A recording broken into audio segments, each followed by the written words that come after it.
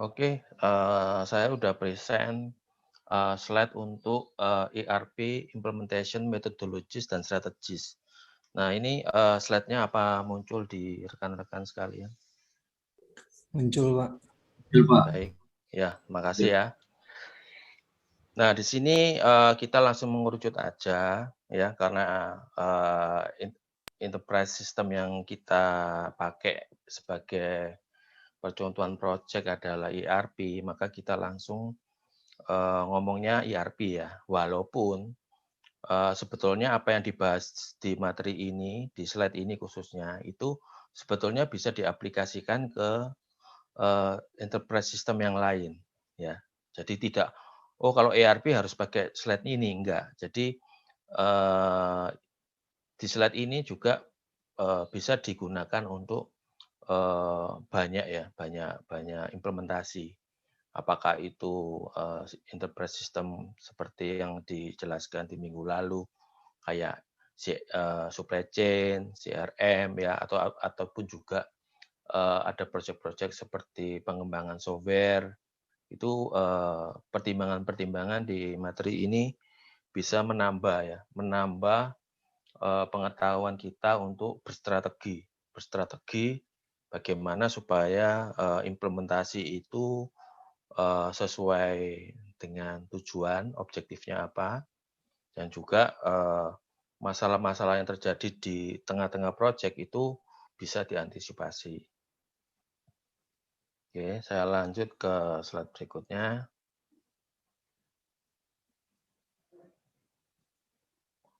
Nah, sebagai introduction ya, kenapa sih kok, implementasi enterprise system khususnya topik ini adalah ERP itu, kok penting gitu ya? Kenapa kok penting? Kok nggak ya langsung aja nggak usah terlalu banyak materi, nggak terlalu banyak teori, kita langsung, anu ya, biasanya kan sukaannya ngomongnya nih ya, learning by doing gitu ya, atau learning by mistake gitu ya. Jadi kalau udah melakukan, terus kita salah, ya di situ belajar. Nah, eee, manfaatnya di sini adalah karena kita belajar ya. Tentunya kita, belajar dari kesuksesan atau kegagalan daripada, projek-projek sebelumnya. Jadi nggak asal jalan, nggak asal kerja ya. Nah, di situ bermanfaat apa? Supaya kita, bukan learning by doing atau learning by mistake ya, tapi kita, mempunyai wawasan, belajar dari kesalahan orang lain, bukan belajar dari kesalahan kita, ya beda ya. Kalau Anda banyak membaca, banyak belajar dari projek-projek orang lain yang sudah berjalan, suksesnya apa, kendalanya di mana. Nah, di situ tanpa perlu mengalami secara pribadi, itu kita udah bisa mengantisipasi, ya. Nah, di sini kita belajar supaya kelak, rekan-rekan mahasiswa di sini itu, yang mungkin saat ini mungkin berpikir, "Wah, project ya project-project lah, ada orang jalan," gitu ya. Nah, ini menjadi lebih, apa ya, lebih tertata, lebih lebih tahu masalahnya, kemudian, dokumentasi jangan lupa, ya. Dalam project, kenapa kok di mata kuliah ini selalu tadi di slide awal disandingkan dengan file, ya. Itu kalau dalam project namanya seringkali disebut, deliverables ya. Jadi nggak bisa, semuanya harus terdokumentasi. Oke, kita lihat ya intronya.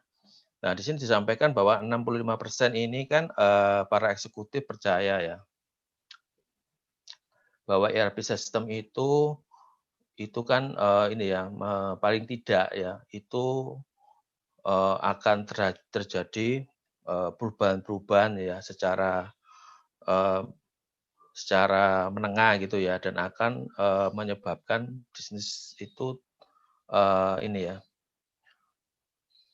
bisnis itu terganggu ya. Nah, seperti itu ya. Jadi, 60% percaya bahwa, sesuai dengan ini ya, dari Diclerk and Bennett 2010 disampaikan bahwa, eee, apa namanya, perubahan implementasi itu tidak semudah itu. Karena impact-nya apa? Itu pertama akan menyebabkan perubahan ya, banyak perubahan. Dan perubahan itu tidak hanya dari segi people akan juga harus bertransisi, tapi juga apa? Di awal-awal pasti terjadi yang namanya shock. Shock ya, shock sehingga yang dulu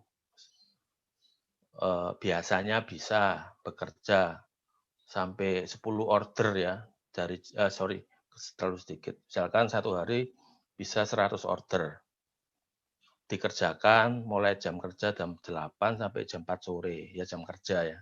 Nah, tiba-tiba di awal-awal terjadi perubahan sistem, itu 100 order tercapai, tapi nggak sampai jam 4 sore, tapi sampai misalkan overtime jam 8 malam.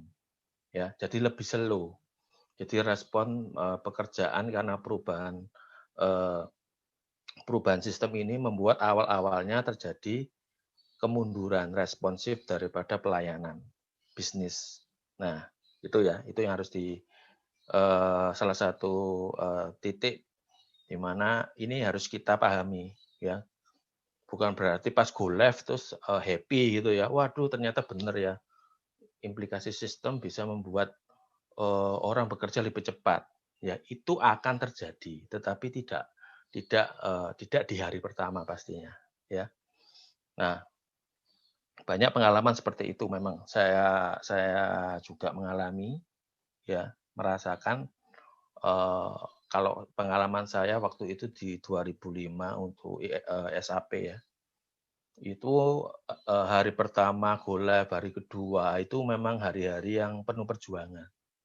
Ya, dari pelaku juga overtime ya, biasanya pulang jam 4, jam 5 pulang, sekarang harus pulangnya jam 9 malam ya.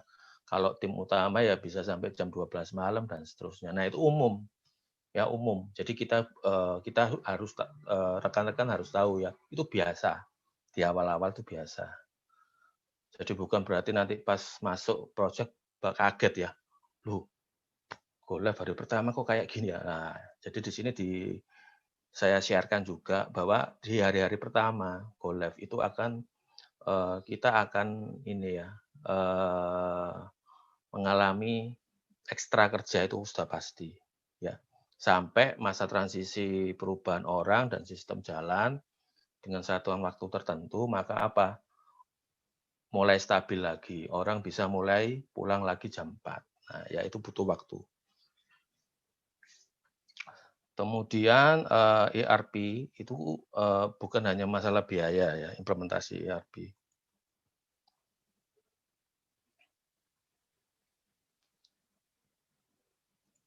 Jadi tidak hanya masalah biaya ya. Maksudnya biaya itu adalah ya apa tuh harga yang harus dibayar untuk aplikasi ya, untuk sistem, enggak seperti itu. Tapi yang perlu dipahami ya, hampir sama dengan yang di atas adalah perubahan yang radikal ya dari bisnis proses perusahaan, IT infrastruktur, strategik dan tactical goals ya. Jadi hal ini banyak pertanyaan ya, banyak pertanyaan antara sebelum menggunakan enterprise system dan sesudah ya, khususnya di lingkungan ini ya negara kita ya. Jadi yang sering ditanyakan mereka hanya mikirnya dari ya udah yang penting saya mampu beli ERP sekian miliar misalkan seperti itu ya. Tapi cara pandangnya itu cuma sampai sana aja. Padahal sebetulnya ketika kita menggunakan suatu sistem enterprise, maka pernak-pernik lainnya itu juga harus mulai seirama dengan kualitas enterprise system-nya. Ya, contohnya paling gampang. Kita ambil contoh yang paling klasik ya. Jadi zaman-zaman saya atau Pak Daniel itu pasti dulu umum banget tuh program DOS itu ya. Banyak aplikasi pabrik ya, pabrikan, usaha, tempo-tempo dulu itu menggunakan program under DOS. Jadi kalau ngomong itu apa Pak? Mungkin anak sekarang nggak tahu tuh DOS itu apa. Jadi itu sebelum lahirnya Windows ya. Jadi generasi sebelum Windows itu ada namanya buatan Microsoft juga, diberi label DOS ya. Jadi benar-benar, istilahnya itu, nggak grafis ya, jadi benar-benar entry. Jadi, murni teks ya, ukuran teksnya sama, modelnya ya kayak gitu-gitu aja ya. Jadi itu, DOS ya. Jadi ketika DOS itu mungkin, ya karena programnya juga gitu-gitu aja ya, jadi yang namanya, eee, apa namanya, urusan membackup, urusan, kemudian maintain program, terus susunan programmernya ya nggak punya nggak punya struktur ya. Jadi biayanya istilahnya ya biaya IT-nya rendah ya, biaya IT-nya rendah. Kemudian jumlah tim IT-nya juga nggak terlalu banyak ya. Nah, ketika memakai enterprise system ini tentunya terjadi juga perubahan. Nggak cuma aplikasinya aja yang tambah besar, tapi yang perlu dipahami dan seringkali luput dari perusahaan pada awal memilih enterprise system adalah dia nggak mikirin ada biaya-biaya yang lain ya, atau istilahnya biaya nggak kelihatan, belum kelihatan ya. Seringkali itu kalau orang ekonomi ngomongnya hidden cost gitu ya, ya biaya yang nggak kelihatan ya. Bisa jadi biaya yang nggak kelihatan ini sebetulnya tepatnya adalah biaya yang kita tidak tahu gitu ya. Sebetulnya ada tapi kita nggak tahu gitu ya. Jadi contohnya di enterprise system ya kita harus mulai memikirkan bagaimana enterprise infrastruktur yang baik, bagaimana sistem itu bisa berjalan 7 kali 24 jam ya.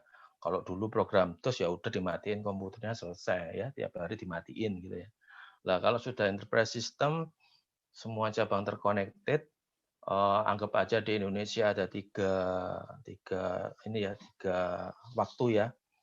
Ada yang kerja lebih pagi sejam, gitu, ada yang lebih pagi 2 jam, misalkan gitu ya. Nah itu kan sistem harus bisa merespon 7 kali 24 jam, ya tanpa memandang satuan waktu. Ada yang WIB, ada yang WIT, ada yang WITA dan ya. Jadi itu jadi satu.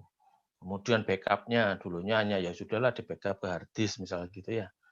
Nah di enterprise system nanti sudah nggak boleh ya karena standar sistemnya sudah lebih meningkat ya.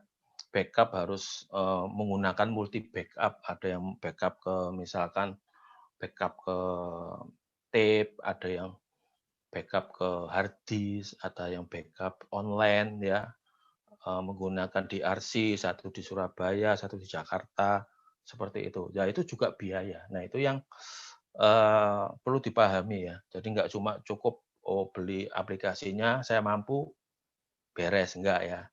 Di balik menanamkan suatu sistem enterprise itu ada biaya-biaya lain yang juga harus meningkat. Kemudian tadi ngomong soal media backup ya. Kemudian untuk ruang server juga sudah mulai nggak boleh dipandang sebelah mata ya. Ruang server harus dilengkapi climate control-nya ya, suhunya, kelembapannya, kemudian suplai power-nya, backup power-nya, kemudian backup planning kalau terjadi kebakaran, kemudian ya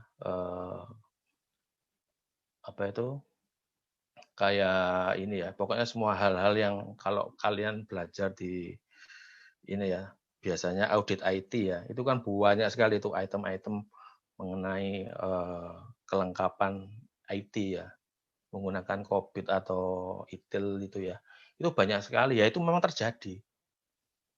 Item-item cek itu banyak sekali di enterprise system. Nah, itu harus ada, harus jalan kalau sudah bisa meminang sistem enterprise. Dari segi tim juga berkembang. Dulu cuma isinya misalkan DB admin sama programmer gitu ya. Nah, sekarang nggak bisa ya. Seperti yang di sounding sebelumnya ya, ada pekerjaan fungsi fungsional, ada fungsional konsultan, ada enterprise arsitek, nah kayak gitu-gitu itu jadi berkembang ya, IT cost-nya lebih gede lagi. Nah ini yang disebutkan yang di slide ya, terjadi perubahan yang besar ya, baik bisnis prosesnya lebih lebih enggak apa lebih best practice, IT infrastructure-nya lebih gede lagi, ya. Kemudian tactical dan strategic goal-nya itu sudah berbeda.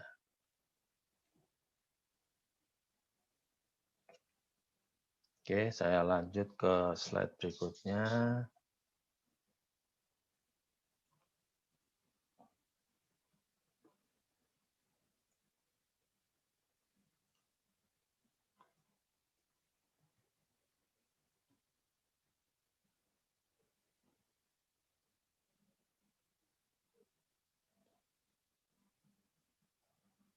Oke. Nah, sekarang basic definisi dan konsep dasarnya, ya. Jadi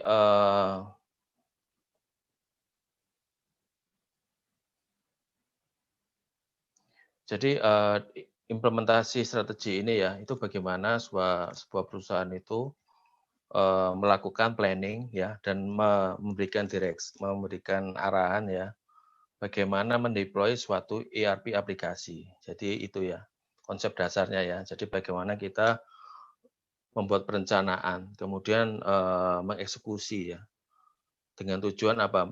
Mendeploy atau memasang sebuah dari ERP aplikasi. Itu konsep dasarnya sederhana ya. Kemudian ERP strategi itu biasanya ini ya di-drive oleh industri ERP strategis ya. Jadi kita sebut industri best practice ya. Apa sih artinya ini? Jadi gini, jadi seperti yang saya bilang kemarin ya, kalau sekarang ini bisnis owner itu sudah nggak pengen terlalu nunggu ya kalau yang namanya implementasi. Jadi harus cepat ya. Kalau bisa ada request implementasi bisnis tertentu itu bisa segera di follow up. Nah, ini adalah benefit dari ERP saat ini ya, baik apakah SAP maupun Odoo ya. Nah, itu bahwa setiap ERP sekarang ini, produk-produk ERP itu membawa yang namanya industri best practice. Artinya apa? Mereka punya template-templatenya ya. Bisnis proses misalkan penerbangan, aerospace ya.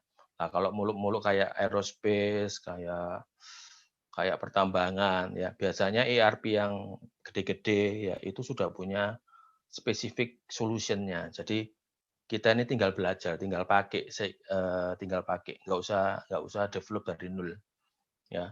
Jadi industri itu disebutkan sebagai industri best practice. Jadi kalau kita ngomong SAP ya sebagai market leader ERP, itu dalam menjual ERP dia sudah punya specific solution ya. Istilahnya ya kalau kita ngomong itu ya add-on lah. Ya add-on. Ya boleh dipakai boleh enggak ya, terserah konsumen ya. Tapi yang jelas namanya sudah disiapkan spesifik industri best practice sesuai dengan bisnisnya. Ya, misalkan ada aerospace, ya, ada banking, ada general manufacturing, kemudian apa namanya ini ya kayak kayak yang toko-toko gerai-gerai besar itu ya, supply chain-nya itu yang lebih gede, itu semuanya udah dilengkapi, ya, udah dilengkapi. Jadi saya mungkin buka sebentar. Apakah ada materi yang cocok ya untuk ini?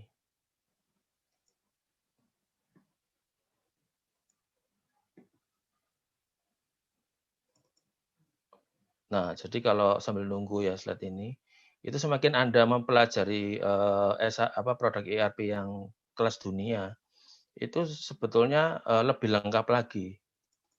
Ya, lebih lengkap bahwa solusi-solusi itu ada sudah.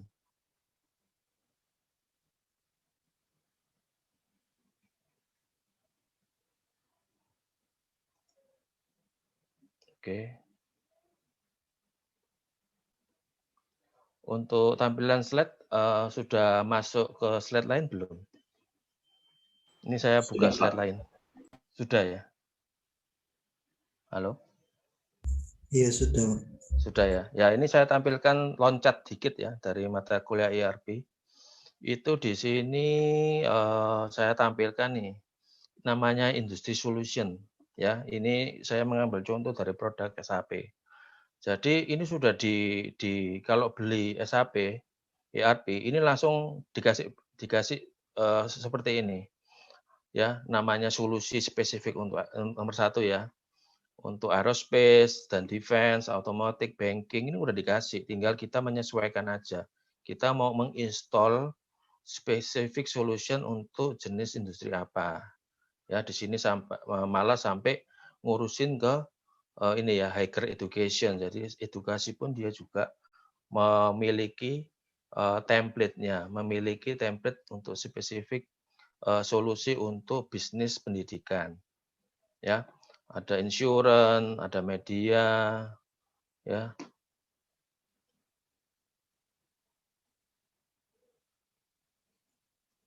Ya, ada media,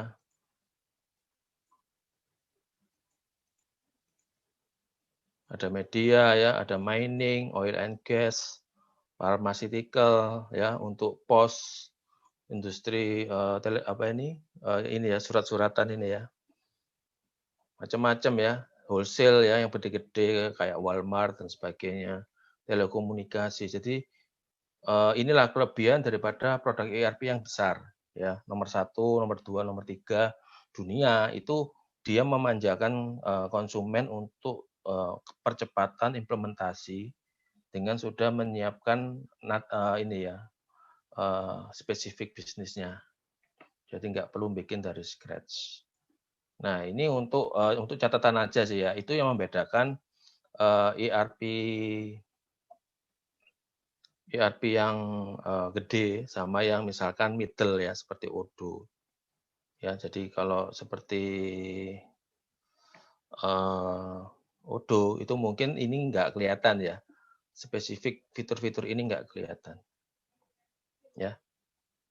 Ya, oke, saya kembali ke slide utama ya, dari ESI ya, basic konsep dan definisi. Jadi itu contoh, untuk memberi gambaran ke teman-teman bahwa industri best practice ini yang mempercepat proses implementasi. Ya sudah, jadi istilahnya kalau apa yang dipaparkan oleh konsultan, ini loh, produk ERP ini sudah punya add-on-nya. Anda mau pakai enggak? Apakah Anda mau mengikuti best practice yang sudah ada, cocokkah? Ya, jadi, ini yang cukup unik di sini ya, di Indonesia ini cukup unik ya, karena bisnis prosesnya kadang dari segi owner ya, business owner atau rata-rata business owner di Indonesia, itu untuk golongan owner yang mungkin, old style ya, zaman-zaman ya misalkan range umur 50 tahun sampai 70 tahun ya, business owner ya, itu nggak mau itu, saya niru Anda itu nggak mau, gitu loh. Saya sangat kagum dengan best practice saya sendiri. Ada seperti itu ya. Itu challenge-nya diimplementasi untuk perusahaan-perusahaan yang udah gede, udah lama berdiri, kemudian, CEO-nya masih generasi pertama ya, masih, opa-opa gitu ya. Jadi itu mereka nggak mau berubah. Jadi makanya sering terjadi adalah masalah, oh akhirnya cuma ganti program, tapi benefit-nya tidak terlalu kelihatan ya. Karena apa? Tidak mau mempelajari, best practice yang dibawa dari produk ERP-nya sendiri. Nah, untuk, semakin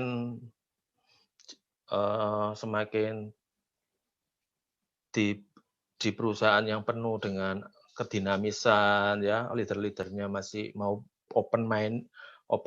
Nah, ini mereka mau berubah. Ya udah deh saya ikut best practice-nya yang kamu pakai ya.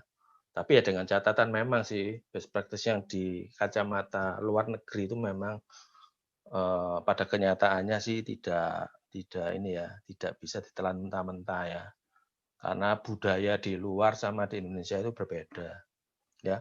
Jika sampai terjadi seperti itu, maka apa? Adopsi best practice yang ditawarkan dari produk ERP itu harus di-tailor to fit organization needs, ya. Jadi harus, ada sedikit modifikasi sehingga best practice yang dibawa dari produk ERP itu bisa kompatibel lah istilahnya ya, bisa kompatibel, bisa diterima.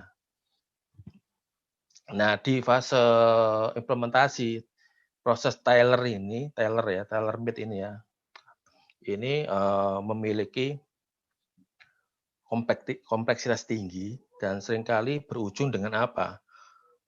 Merubah coding dasar daripada produk ERP-nya. Istilahnya ini ya, mengubah program. Nah, ini yang hati-hati ya.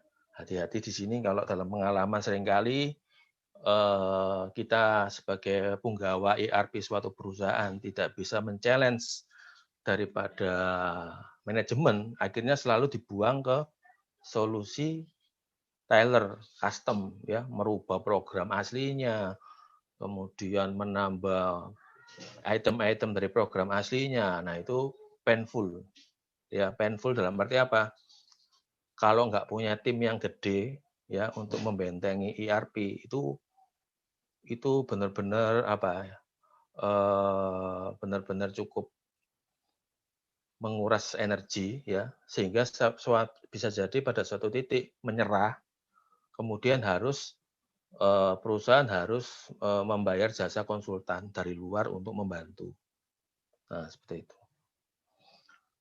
Nah, sekarang kita masuk ke implementation strategy ya. Jadi ada yang kita sebut sebagai company driven implementation strategy ya. Jadi ini company ya itu mengatur segalanya ya secara perusahaan, internal perusahaan itu untuk mengimplementasikan suatu ERP. Ya, ini ada syaratnya nih. Kalau company driven implementation strategy ini kan benar-benar motornya dari internal perusahaan yang melakukan semua proses implementasi ya. Pasti ini kalau di prakteknya umumnya orang IT ya, umumnya orang IT. Nah, ini syaratnya adalah perusahaan tersebut itu punya departemen software dan development itu yang benar-benar memang punya skill ya, punya pengalaman dan juga punya skill untuk menjalankan proses implementasi itu secara internal. Ya, memimpin sendiri ya. Nah, seperti itu. Kemudian tipe strategi yang lain adalah vendor led implementation strategies. Nah, ini beda dengan yang atas secara mutlak ya. Jadi ini motornya adalah dari sisi vendor atau istilahnya konsultan ya. Jadi biasanya mereka lebih banyak pengalaman ya karena sudah memang jasanya sebagai jasa implementator ya. Jadi mereka itu sudah kalau yang company tadi kan bisa jadi walaupun punya expertise tapi kan tidak punya pengalaman di proyek-proyek implementasi. Sedangkan kalau dengan vendor konsultan pastinya dengan jam terbang yang mereka miliki untuk kantor konsultan yang sudah punya rekam jejak pengalaman yang tinggi dan tingkat kesuksesan yang tinggi ya. Mereka sudah pasti ya well defined ya, udah mateng lah, orang-orangnya lengkap ya, skill-skillnya mumpuni, kemudian banyak expertise di berbagai jenis perusahaan ya, sehingga sudah klop banget lah pokoknya strukturnya mereka untuk menggawangi yang namanya implementasi ERP. Ya. Kemudian ini ya berikutnya vendor ERP ini yang nanti akan menjelaskan semua ya bagaimana sih pendekatan implementasinya berdasarkan pengalaman mereka ya berdasarkan best practice dari prinsipal produk ERP kemudian dari pengalaman mereka masing-masing sehingga sangat besar kemungkinan bahwa proses implementasi itu akan berjalan dengan sukses ya. Karena memang mereka sangat concern dan sangat terlatih untuk yang namanya implementasi. Nah, kenapa kok mereka itu bisa lebih cepat ya? Karena mereka juga pastinya sudah dibekali yang namanya template ya, template. Jadi template-nya banyak ya, yang dibahas di mata kuliah ini hanyalah yang inti-inti seperti yang saya bilang di minggu kemarin. Jadi yang inti-inti aja. Sebetulnya template kertas kerja mereka itu banyak banyak banyak dokumen ya. Jadi di sini kita belajar sebagian dari dokumen tersebut. Kemudian tools project management malah ada sampai yang sudah satu paket dengan ERP yang dibeli. Ya, saya ambil contoh karena saya tahu, saya share aja. Jadi misalkan produk SAP gitu ya. Produk SAP itu ada yang namanya Product Solution Manager. Nah, di situ suatu aplikasi server yang sudah didesain dengan lengkap ya, ada Microsoft Access built-in-nya, ada pokoknya semua ini ya aplikasi dokumen processing itu ada di dalamnya. Itu benar-benar memanjakan tim project ya untuk memasukkan semua data di situ. Ya, update pekerjaan di situ, kemudian hasil pekerjaan mereka juga tersimpan di situ. Jadi memudahkan proses implementasi project itu di dalam satu server. Jadi semuanya bisa dicek di situ. Nah, itu di ERP besar biasanya ada tools spesifik ke produk ERP-nya masing-masing. Ya, kemudian prosedur. Nah, ini sesuai ya. Baik common solution ya, misalkan solusi yang common solution itu maksudnya solusi yang banyak umum dipakai ya, atau yang spesifik best industry best practice. Nah, itu sudah ada. Ya, sudah ada dokumen-dokumennya, sudah lengkap. Ya, tinggal apa? Detailer tadi ya, dimodifikasi. Nah, kemudian yaitu tadi dan juga kembali ke knowledge expert-nya ya, bisa langsung start ke dalam implementasi ERP. Nah, dari dua ini aja, dari company driven dan vendor led implementation strategies itu kalau melihat pengalaman selama ini, yang paling sering digunakan di Indonesia adalah yang tipe kedua, vendor led implementation strategies ya. Karena biasanya industri Indonesia yang beranjak ke implementasi ESI, implementasi enterprise system itu biasanya dimulai dari tim IT yang tidak banyak. Ya, jadi ya itu tadi saya cerita ya, lah untuk program sederhana aja kok tim IT-nya besar. Enggak ya, jadi biasanya dimulai dari yang kecil. Sama juga pengalaman saya juga gitu, jadi dari kecil tiba-tiba pakai ERP, tiba-tiba jumlah IT-nya jadi gemuk. Ya, orangnya baru cukup, tapi start-nya itu nggak ada orang. Jadi oleh sebab itu berdasarkan jumlah resource dan keefektivitasan kan kerja project. Nah, ini paling pas memang di Indonesia rata-rata menggunakan vendor led implementation strategies. Seperti itu ya. Oke, saya geser ke slide berikutnya. Supaya nggak satu arah, mungkin bisa ya chat-nya digunakan jika ada pertanyaan yang mau disampaikan tapi khawatir menyela materi, ya di chat bisa dimanfaatkan, kita diskusi gitu ya. Ya chat-nya masih kosong ya, jadi belum ada pertanyaan.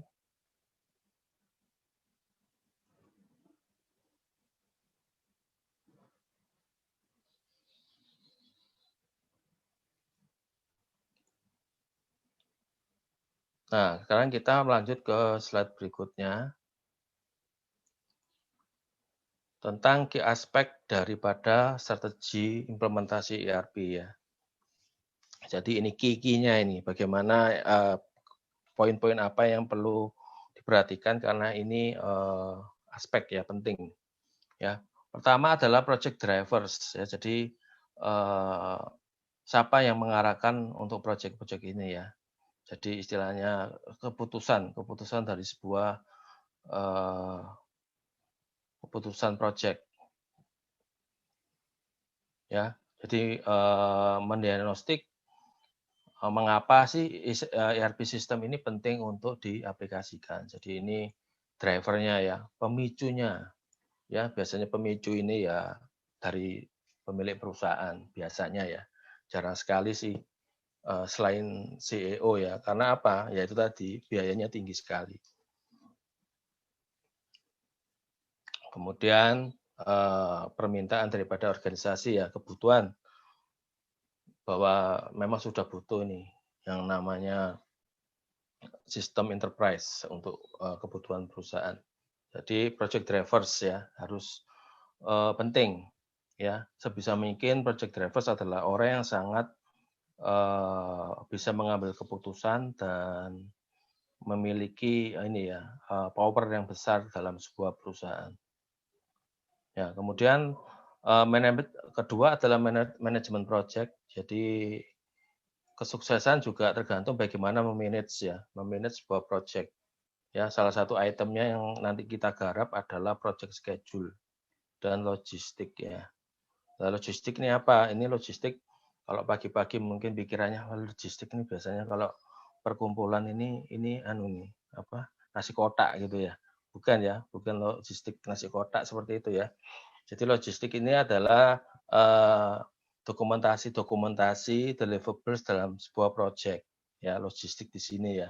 Jadi business blueprint, business requirement, kemudian dokumen-dokumen yang nanti kita simulasikan itu termasuk logistik daripada project management. Ya. Kemudian project resource, ya pasti ya, project mesti perlu resource. Ya, baik secara internal maupun eksternal. Internal ya, orang-orang yang memang di dalam perusahaan itu mempunyai knowledge yang banyak ya mengenai apa sih perusahaan ini perusahaan apa, produknya apa, bisnis prosesnya seperti apa. Jadi ini ya, orang-orang internal yang memang mempunyai pengetahuan yang dalam soal perusahaannya ya. Kemudian eksternal konsultan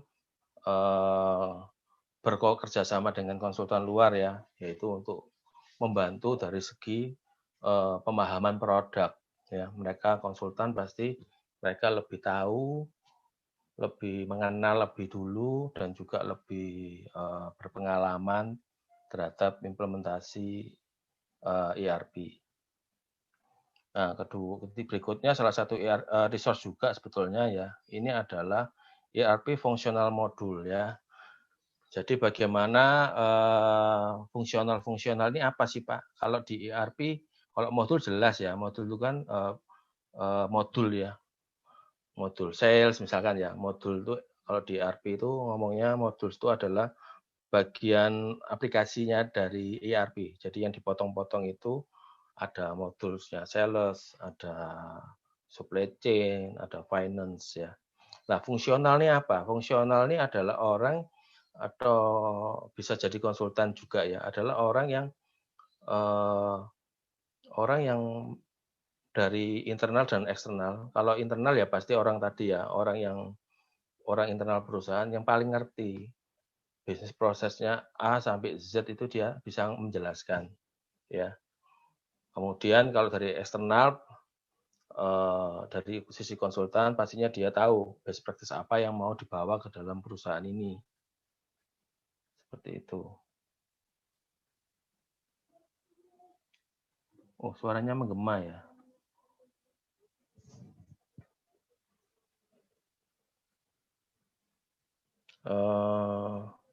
Apa di teman-teman lain banyak yang ini suara dari saya menggema? Tidak, Pak. Oh, enggak ya. Masih aman, Pak. Oke, Pak. Terima kasih. Oke, saya lanjut kalau gitu.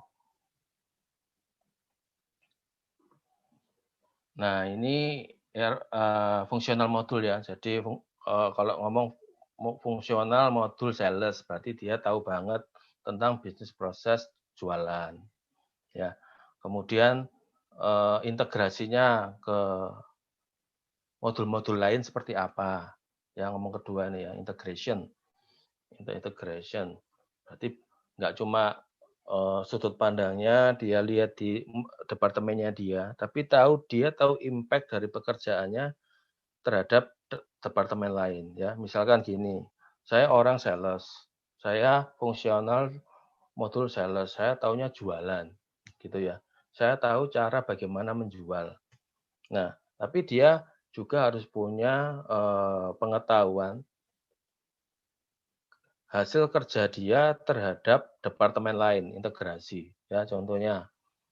Contohnya kalau saya bikin SO salah, berarti nanti departemen logistik atau supply chain juga nanti, melakukan, produksi yang salah ya. Misalnya produksinya kebanyakan atau kekurangan karena saya salah salah bikin, eee, transaksi penjualan. Kemudian atau misalkan saya jual ternyata, seringkali lebih murah misalkan ya. Oh saya tahu berarti apa, integrasi terhadap departemen finance itu berarti kemungkinan apa, laporan finance-nya jelek. Nah itu ya, itu contoh-contoh kecil integrasi. Jadi, integrasi itu, melihat titik-titik secara keseluruhan, modul-modulnya itu apa aja. Kemudian lanjut existing platform system and data ya. Jadi ini, assessment ya. Jadi apa aja nih yang lagi dipunyai ini ya. Jadi legacy system pasti ya, kalau misalkan perusahaan itu dari awal, sudah punya sistem ya, pasti sistem. Lah kalau punya sistem, nah terus diapain ini mekanismenya nanti, di sistem yang baru ya. Apakah harus dinaikkan data-data yang masih outstanding di legacy system itu akan dinaikkan ke sistem baru itu pakai apa? Nah, itu mau dipikirkan ya, bagaimana interface-nya. Interface di sini bukan interface yang tampilan tampilan user friendly ya, tapi bagaimana menghubungkan antara program lama dan program baru itu harus dibuatkan koneksi. Ya, kalau di ERP ngomongnya seringkali bahasanya itu interface. Ya. Kemudian setelah itu kalau sudah connect, bagaimana sih data konversinya? Ya, bisa jadi terminologi di sistem lama itu sedikit berbeda dengan terminologi di sistem baru. Nah, itu perlu konversi. Ya, misalkan apa? Ya udah deh sekaligus implementasi, sekaligus bersih-bersih kode material misalkan. Kode material di sistem lama itu double-double misalkan. Nah, itu perlu data konversi dan konfigurasi ya. Konfigurasi bagaimana data setelah dikonversi bisa masuk ke sistem yang baru. Nah, itu perlu konfigurasi. Dan terakhir yang menjadi sebetulnya terakhir ini sebetulnya adalah hal yang paling penting ditanyakan daripada business owner. Kira-kira saya habis berapa? Yaitu mengenai biaya. Ya, jadi ini kebalik ya. Kalau di Indonesia kebalik. Aspek ini harusnya cost ini agak tinggi, lokasinya agak atas ya. Karena seringkali memang dari business owner selalu mengatakan pokoknya saya butuh ini, ya toh, butuh ini. Nah, kira-kira nggak ngomong yang lain-lain dulu, langsung tanya pertanyaannya, kira-kira habis berapa? Nah ya, jadi cost allocation ini penting karena sistem enterprise ini adalah suatu keputusan yang nggak main-main ya. Apalagi kalau produk ERP yang atau produk implementasi produk enterprise system yang dipilih itu produk yang nggak main-main mahalnya. Ya ini penting ya, karena masih awal ya, masih kepingin implementasi tiba-tiba sudah harus beli lisensi gitu ya, beli lisensi, beli hardware. Nah itu akan selalu ditanyakan biayanya berapa, bisa ROI-nya berapa tahun. Nah itu mesti ditanyakan. Ya jadi terkait bagaimana menyiapkan biaya tersebut dalam budget perusahaan dan bagaimana cara funding ya. Jadi terserah nanti perusahaan itu mau membiayakan itu melalui jalur apa investasi atau macam-macam lah, itu dunia orang finance ya. Jadi budget cost alokasi ini tergantung dari sisi budget dan fundingnya. Oke, next.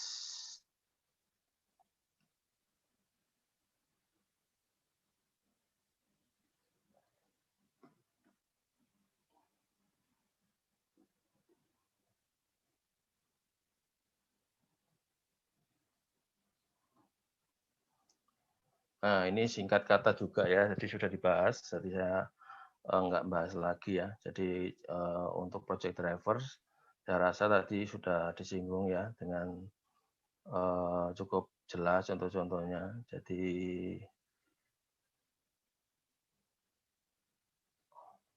project drivers ini ya biasanya ya manajemen ya sudah cukup jelas. Kemudian untuk sukses ya bahwa ini tadi harus jelas banget nih alasan logiknya kenapa perlu diimplementasikan ya. Sehingga juga harus jelas juga nih strateginya apa. Ya, jadi role-nya project drivers ini ya ini, dia memiliki ya ini ya, broad business requirement. Jadi dia paling tahu secara secara garis besar nih apa sih kebutuhan bisnis ke depan sehingga harus ditentukan project objektifnya untuk di-develop. Ya, biasanya CEO ya dengan bantuan dari misalkan ada tim strategik ya. Ada tim strategic planning ya. Jadi kalau di beberapa perusahaan itu ada departemen strategic planning. Ya, jadi departemen strategic planning ini membantu CEO supaya combine gitu ya antara sense bisnis dari CEO yang biasanya tanpa data, ya strategic planning itu akan mensupport dengan data. Nah, sehingga bisa ngeblend ya sehingga tahu, waduh kita harus kemana nih arah bisnisnya ya kalau arah bisnis berubah perlu sistem ya dan sebagainya ada benang merahnya ini perubahan strategi bisnis dengan kebutuhan sistem ya contohnya kalau di tempat saya ya dulu itu sebelum pandemi itu core bisnis gasnya itu benar-benar kayak kereta api ya mesin pendorong bisnis perusahaan. Jadi industri juga butuh produk kita ya, selain rumah sakit, tapi nah kalau setelah pandemi malah beda ya, pergerakan bisnis itu industri kebutuhan gas sudah mulai agak melambat ya. Sebaliknya yang industri rumah sakit itu malah jadi kayak lokomotif ya, jadi penggerak gitu ya. Jadi ada perubahan. Nah, di perubahan di situ maka otomatis apa? Terjadi yaitu requirement baru. Dulunya enggak sebanyak itu, tiba-tiba sekarang kok mesinnya beda. Nah, itu yang namanya manajemennya itu apa? Switch switch produksi dan sebagainya. Wah, itu mainan sehari-hari di masa pandemi ya.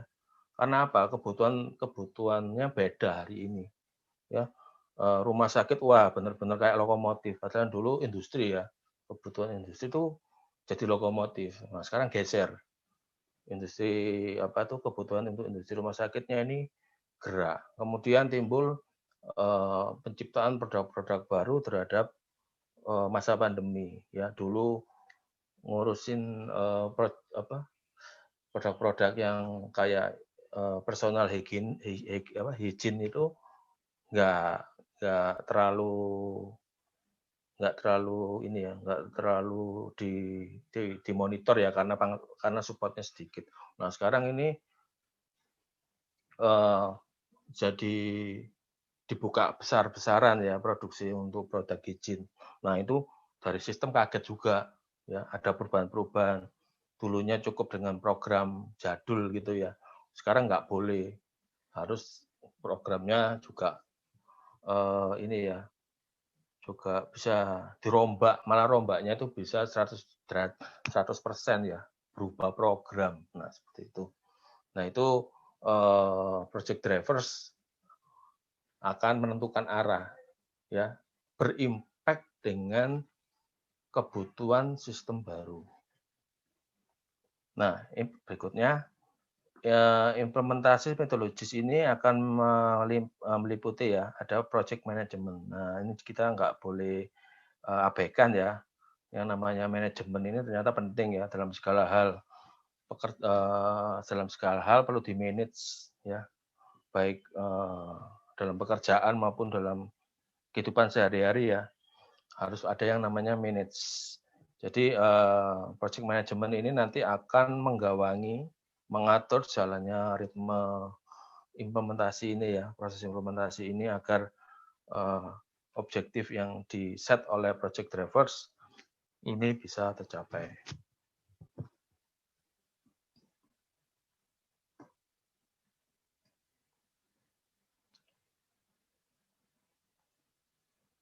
Oke, next.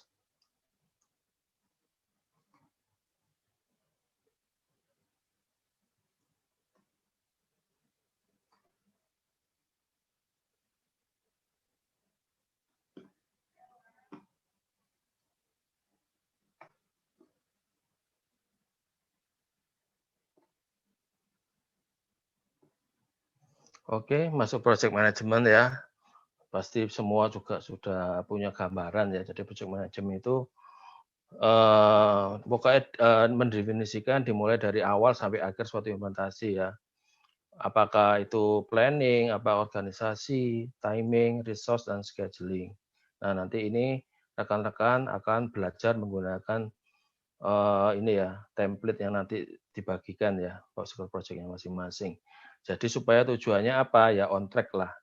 Jadi apa yang dikerjakan sesuai rencana, sudah dihitung estimasinya, supaya project-nya dalam kontrol ya. Jadi kalau cerita-cerita minor ya mengenai project-nya nggak jalan, project-nya nggak berhasil ya, itu salah satu aspek memang project management sangat penting. Ya, jadi tugasnya on track yaitu untuk memonitor bagaimana solusi itu solusi dan pekerjaan itu dilakukan. Ya, project management sangat penting. Jadi nanti di tim kalian masing-masing per kelompok itu kan ada sekitar 5 orang rata-rata ya.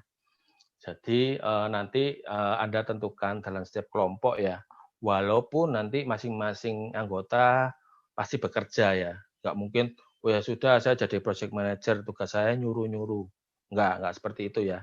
Jadi nanti di tim kalian itu sudah mulai ditata siapakah yang menjadi project manager. Ya, jadi kita ada sekitar 5 orang ya rata-rata ya. Jadi di 5 orang itu satu harus ada project manager. Dipilih salah satu project manager yang bertanggung jawab untuk tim masing-masing ya. Jadi misalkan nanti mengumpulkan tugas, kemudian ngupdate project manajemennya itu sih orang yang dipilih sebagai project manajernya ya. Simulasi. Nanti Anda pilih tentukan namanya siapa, role-nya sebagai project manager. Ya, itu satu orang. Kemudian 4 orang lainnya adalah mengerjakan bukan mengerjakan ya, bertanggung jawab ya. Kalau mengerjakan semua mengerjakan ya. Satu orang kedua adalah bertanggung jawab sebagai fungsional sales ya. Jadi kalau ada pertanyaan soal sales nanti orang itu yang menjawab ya. Sales ya. Kemudian ada yang bertanggung jawab berada fungsional supply chain ya. Jadi kalau yang berkaitan dengan pembelian, produksi ya, logistik akan benar-benar dijawab ya, diwakili jawabannya oleh si orang yang dipasrai tanggung jawab supply chain. Kemudian ada juga sebagai finance. Ya, jadi kita di sini batasi hanya tiga modul, yaitu sales, supply chain, sama finance. Maka kita bagi 3 fungsional yang ada di masing-masing tim. Ada yang selaku sales, ada yang selaku supply chain, ada yang selaku finance. Nah, berarti kan masih sisa satu ya, sisa satu orang. Nah, satu orang ini bisa dimasukkan ke supply chain ya, karena supply chain ini mengcover banyak aktivitas ya. Jadi supply chain ini ada pembelian, ada logistik, ada produksi. Nah, itu dialokasikan 2 orang dari masing-masing tim. Ya, jadi saya ulangi ya. Harus ada project manager 1 orang. Kemudian sales 1 orang. Supply chain 2 orang. Kemudian finance-nya 1. Jadi pas 5. Ya. Jadi itu untuk pembagian role. Jadi di minggu ini, habis selesai sesi minggu ini bisa diskusi masing-masing tim untuk menentukan siapa role-nya ya. Role-nya sebagai apa. Ya. Tapi tetap ya, yang namanya pekerjaan ini kan cuma belajar ya. Jadi memang pada kenyataannya ya kalau di dunia pekerjaan, project manager yang ngurusi tugasnya project manager sebetulnya. Ya, orang sales yang ngurusi sales sama integrasinya.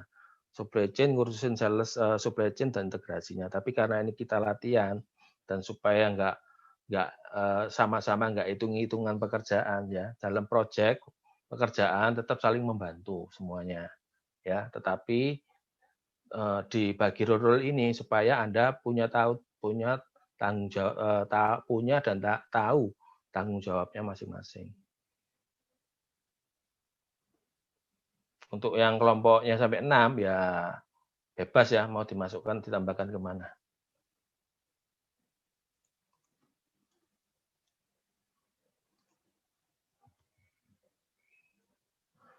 Oke, project resource ya. Project resource itu adalah sumber daya yang diperlukan ya. Jadi sudah disebutkan tadi orang-orangnya ya, baik internal siapa, eksternal siapa ya. Kalau internal internal ya orang dari dalam, eksternal dari konsultan ya. Nah, ini ada yang paling bawah cukup disampaikan bahwa tidak memiliki resource yang tepat ya. Nah, ini akan jadi disaster ya. Karena apa? Pekerjaan ini adalah pekerjaan seperti sepak bola ya. Jadi tidak ada one man show, tidak ada apa namanya itu one man one club gitu ya. Jadi maksudnya ada orang-orang individu yang menjadi penyelamat proyek ya. Itu nggak ada kalau proyek besar ya. Jadi proyek besar itu akan bisa berjalan itu sesuai dengan rata-rata kualitas resource yang bekerja ya. Jadi kalau misalkan nih seringkali kalau perusahaan itu kan kalau mau implementasi dia mikirnya biaya ya kan. Kok mahal sih bayar konsultan konsultan kok mahal sih, nggak bisa nggak lebih murah lagi? Ya, yang namanya apa, uang dan hasil itu pasti ada kaitannya ya. Jadi kalau kita punya budget yang pas, yang proper, ya pastinya kita akan mendapatkan apa, konsultan juga yang proper ya, sehingga kualitas, pekerjaan konsultan pasti juga baik ya. Tapi kalau yang murah ya, nggak masuk akal. Nah, pastinya kan kalau mendapatkan konsultan, dikhawatirkan konsultannya itu nanti juga mengatur resource seperti yang diminta ya karena budgetnya kecil ya saya akhirnya mengambil resource-resource yang memang belum punya pengalaman misalkan ya seperti itu ya dan sebagainya. Nah ini bahwa ini kerjaan tim ya. Jadi kualitas project biasanya sepengalaman saya itu rata-rata dari membernya ya. Kalau misalkan PM-nya skornya 100 gitu ya, project manajernya 100. Tetapi turunan ke bawahnya misalkan fungsionalnya itu ya rata-ratanya cuma 60 gitu ya. Kalau skor 60. Nah, otomatis nanti ya kurang lebih hasil dari implementasi itu adalah ya rata-rata tadi ya. Walaupun project manajernya menonjol bagus gitu ya, pengalaman, knowledge produknya bagus, pengalamannya bagus, variasi masalahnya banyak gitu ya. Tapi sokongan dari tim yang lain itu di bawahnya ya, ada gap kualitas. Nah, nanti itu ya pasti nanti eh, hasil implementasinya tidak menjamin angkanya 100 seperti skornya si project manager ya. Bisa jadi di bawahnya ya, rata-rata ya misalkan anggap aja 70 gitu ya. Kualitas project itu 70. Ya, jadi memang ini pekerjaan tim. Jadi nanti Anda akan belajar nih, ya di tim Anda mungkin dari tim Anda ada yang tidak kenal satu sama lain karena jarang ngomong. Nah nanti ini ya bagaimana menciptakan situasi yang kondusif di tim ini sangat penting ya. seringkali kalau di ERP dulu saya itu sudah menyampaikan ya bahwa ini tim ya, tim Anda ke depan mau nggak mau juga akan merasakan ini ya. Anda bekerja dengan orang yang kapasitasnya mungkin beda, tidak memuaskan Anda ya. Itu bukan untuk dihindari ya, tapi harus disiasati. Bagaimana dengan keberadaan tim Anda ya, member-membernya itu harus bisa dimaksimalkan. Ya, jangan dihindari. Jangan ya udah tak bikin sendiri misalkan kayak gitu ya. Jadi saya tekankan lagi di kelas ini pun sampai UAS tidak ada pergantian tim. Ya, tidak ada, Pak saya tak keluar lagi Pak jadi tim ke-11 karena teman saya nggak mau ngerjakan. Ya, nggak bisa ya. Jadi saya tekankan lagi, ini kita simulasi project ini adalah cerminan pekerjaan Anda ke depan. Anda tidak bisa memilih dengan siapa Anda bekerja. Ya, jadi seorang project manager khususnya harus punya power untuk mengatur timnya, ya, mengatur timnya semua sehingga semua itu punya kontribusi, ya, seminimal apapun harus berkontribusi, ya. Jadi di sini indahnya project ya, selain kita punya goal, kita sendiri punya PR ngurusin rumah tangga masing-masing ya. Rumah tangga ini artinya ya kita dengan anggota kita ini ya. Itu nanti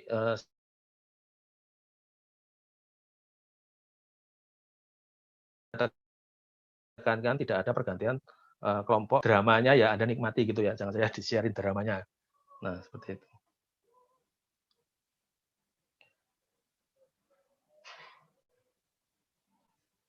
Oke. Untuk koneksi apa ada masalah dari saya? Slide atau suara?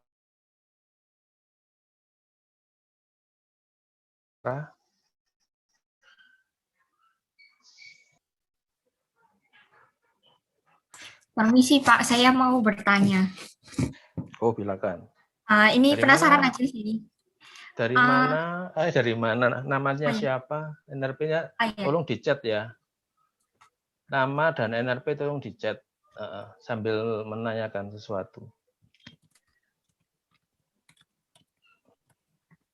Saya Maria, saya mau bertanya. Ini penasaran aja sih, kan kayak dari kemarin minggu 1 itu kan nyoba-nyoba lihat Odoo gitu kan. Terus ternyata kan lengkap banget, segala macam ada modul-modul itu semua sudah tertata rapi kayak perusahaan itu tinggal pakai, tinggal dikonfigure dikit bisa langsung dipakai gitu. Terus kenapa masih harus bikin sistem sendiri dari nol gitu? Kalau ternyata ada berbagai tool yang sudah lengkap seperti itu, bahkan ada juga yang sudah spesifik untuk industri tertentu. Ya, oke, ada lagi? Dari Maria, apa sudah cukup pertanyaannya?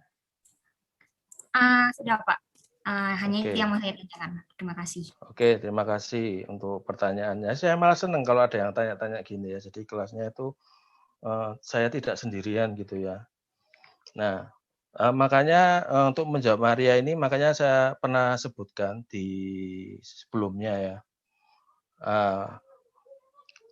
Karena setelah Anda lihat ya, kayak Odoo, Anda merasa lengkap gitu ya. Nanti Anda akan melihat ke depan, misalkan Anda berkesempatan lihat ERP yang lebih canggih lagi ya, berkesempatan punya pengalaman di ERP, Oracle, SAP, dan sebagainya. Memang semuanya itu ada, ya. Sehingga itu tadi secara kebutuhan, makanya saya bilang di minggu lalu ya, ERP ini yang membuat orang-orang kayak business owner tuh nggak mau nunggu lama gitu loh ya. Kalau dulu kan ya udah bikin program sendiri gitu ya. Oh, saya harus bikin sendiri bisa gitu ya. Diminta bikin program, maksudnya internal programmer gitu ya di perusahaan. Tolong buatkan program pergudangan yang connect dengan penjualan bisa. Seringkali ditanyakan butuh waktu berapa lama. Nah, ini pertanyaan gitu ya. Nah, untuk kebutuhan generik dalam perusahaan ya, kan program ini banyak ya, ada program yang generik, kayak perusahaan ini kan di mana-mana perusahaan punya program.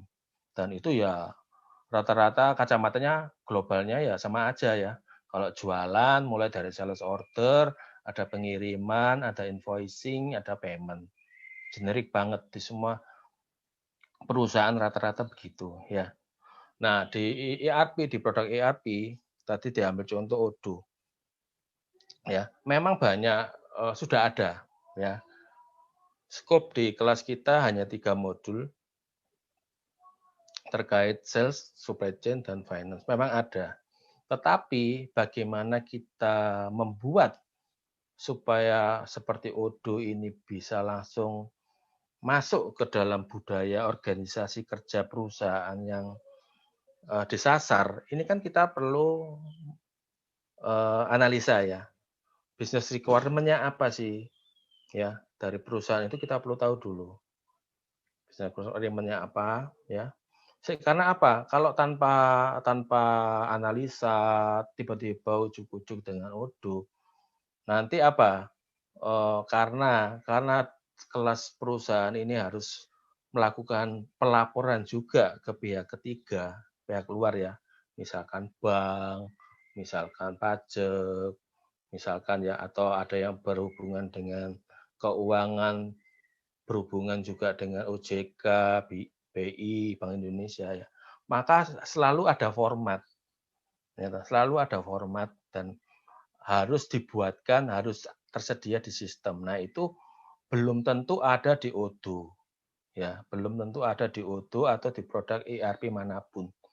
Karena apa? Sampai hari ini belum ada ERP produk yang lahir from Indonesia. Belum ada. Maksudnya yang gede-gede ya. Mungkin kalau yang kelas menengah ke bawah ada ya, oh ERP dari Indonesia. Jadi semuanya itu sudah Indonesia oriented. Semuanya yang dibutuhkan untuk kebutuhan legal Indonesia ready gitu ya.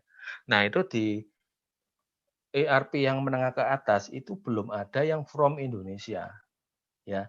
Jadi walaupun diberikan support lokal kayak tadi ya, industri spesifik, terus ada yang ngomongin kalau di Indonesia itu kayak SAP itu ada lokalisasi Indonesia. Contohnya apa? PPH 21. Ya, kayak gitu-gitu ya. Nah, yang Indonesia banget gitu ya. Nah, tapi itu beruntungnya di Indonesia ini regulasi itu cepat banget berubah. Dan vendor ERP pasti selalu ketinggalan. Ya. Nah, di situ kenapa akhirnya ya walaupun kita menggunakan ERP yang sudah keren gitu ya, sudah lengkap, tapi selalu ada kebutuhan untuk penyesuaian sedikit atau banyak itu perlu.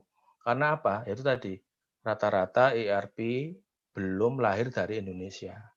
Ya, jadi kalau kita ngomong, loh, siapa tahu nih dari kalian nanti ada yang go internasional gitu ya. Go internasional, jadi konsultan di luar negeri, terus Anda lihat, iya Pak, gampang banget Pak, di luar itu implementasi malah jauh lebih gampang dari di Indonesia. Sangat bisa jadi itu. Ya, karena apa? Platform ERP yang menengah ke atas itu menggunakan kacamata negara luar, bukan Indonesia. Jadi yang namanya otomatis ini itu bisa jalan. Sedangkan otomatis yang disebut di ERP itu belum tentu jalan di lingkungan Indonesia. Nah itu ya. Jadi kalau tadi Maria ngomong kan sudah ada ready, terus kenapa perlu disesuaikan? Nah itu ada beberapa sudut pandang. Pertama masalah lokalisasi ya.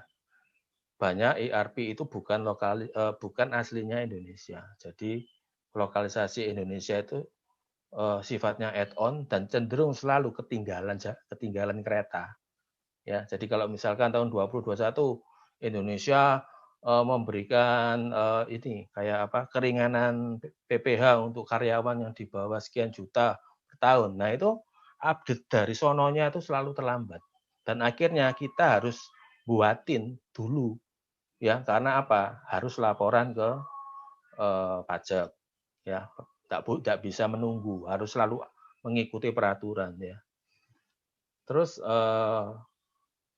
berikutnya yang kedua, bisa jadi lebih sulit, perlu diotak di sini karena itu tadi banyak hal yang bisa diotomatisasi ya dengan sudut pandang di luar, tapi di Indonesia itu nggak jalan ya. Ya, yang paling sering itu adalah yang paling simpel. Kalau pengalaman saya juga saya rasa agak lucu ya sampai saat ini adalah mengenai termin pembayaran ya. Di ERP apapun gitu ya, di ERP apapun itu selalu ada definisi mengenai termin. Termin ini apa sih? Misalkan ya kalau kalian tuh pasti paham ya karena kan Anda selalu belinya tunai ya. Jadi termin pembayaran adalah misalkan harus tunai. Ya, harus tunai. Kemudian kredit boleh 30 hari ya kan. Ada yang kredit boleh 60 hari ya seperti itu. Nah, kalau di Indonesia nggak jalan. Ya, istilahnya meskipun kita pasang aja itu tagihan terminnya 30 hari ya. Tetapi ya itu tadi pada prakteknya tagihan itu di perusahaan lain sudah diinput kan, tagihan ini harus dibayar 60 hari, titik gitu ya. Tujuannya apa di ERP kan di perusahaan yang tadi? Ya supaya sebelum 30 hari dia ingat ya, harus bayar kan, benar kan? Harus bayar ke perusahaan tersebut. Jadi supaya kerjasama bisnisnya ini bisa jalan gitu ya. Tapi Wis pada mangan ya prakteknya, wis kapan dolen bareng. ya, Sen, halo, ya, iya Pak, maaf oke. Pak. Oke, saya lanjut. Seharusnya itu menjadi warning bagi perusahaan yang menerima tagihan, itu tahu ya, oh besok itu sudah hari ke-30 saya harus bayar ya. Banyak sistem nggak jalan karena apa ya, pada prakteknya itu hanya informasi. Ya, kalau udah telat ya sudah, saat terserah keuangan mau bayar atau enggak gitu ya, bagian keuangan. Jadi seperti itu banyak hal sesuatu yang menurut saya ERP itu sudah bagus ya, membuat suatu definisi-definisi yang membantu kita untuk planning, untuk mengingatkan dan sebagainya. Tapi definisi itu tidak dijalankan, ya. Kita buat tapi untuk tidak dijalankan sehingga nanti kelak kalau Anda memang rekan-rekannya tertarik di ERP itu banyak hal yang eman gitu, eman. Kalau di Indonesia ini eman gitu. Sudah disiapkan juga best practice tapi pada akhirnya juga tidak bisa berjalan seperti itu. Jadi ini kabar baik untuk teman di sini ya. Di Indonesia ini banyak sekali pekerjaan yang seharusnya kalau di luar sana itu tidak masalah, sudah jalan semua. Tapi di Indonesia memiliki karakter unik. Nah, di situ teman IT bisa ini ya, bisa melihat peluang ya, membuatkan sistem-sistem lagi. Walaupun secara ERP itu sebetulnya sudah ada. Gitu ya. Mungkin dari Maria cukup jelas nggak untuk menjawab pertanyaannya? Sudah cukup jelas, Pak. Terima kasih banyak. Ya, makasih. Oke, saya lanjut ya, karena waktunya juga terus berjalan. Jadi ERP lengkap ya, sebetulnya lengkap. Tergantung dari level ERP. Jadi kalau kita ngomong produk ERP ya, yang pastinya harus sesuai ya. Jadi kita nggak milih ERP nomor 1 itu sebagai yang terbaik. Ya, karena pemilihan ERP baik yang mahal, yang murah, yang harganya menengah, itu yang menentukan bukan dari segi seberapa kuat perusahaan membayar ya. Tapi kemarin yang saya sampaikan paling simpel adalah melihat siapa yang menggunakan sistem itu. Ya, jangan mencoba atau mengulangi kesalahan yang sudah terjadi. Kualitas sumber daya manusia yang menginput itu tidak sebanding dengan kualitas ERP yang bisa dibeli. Ya. Atau jangan dibalik, wah perusahaan misalkan nih Indofood, misalkan kita ngomong Indofood dengan kebutuhan bisnisnya sangat gede ya, dengan kemampuan beli yang tinggi, dengan human resource-nya yang mungkin di atas rata-rata, tapi pakainya misalkan Odoo, ya itu tidak match ya, tidak match karena fitur-fitur yang ada di Odoo itu pasti dibilang oleh mereka ini fiturnya kok sedikit banget ya. Nah seperti itu ya. Jadi semua itu ada nilai kepantasan maupun ke ini ya, ke keseimbangan ya. Jadi kalau kalian gini, kenapa kok belajar Odoo kok enggak langsung SAP ya gitu ya. Semua belajar itu memang kita harus ini ya, kita harus kalau bisa bertingkat ya. Karena pemahaman fondasi itu sangat penting untuk membekali kita untuk naik kelas. Ya, jadi kalau misalkan kalau dalam pekerjaan tiba-tiba langsung SAP ya, Anda harus bukan mensyukuri kesempatan bisa belajar ERP nomor 1 ya.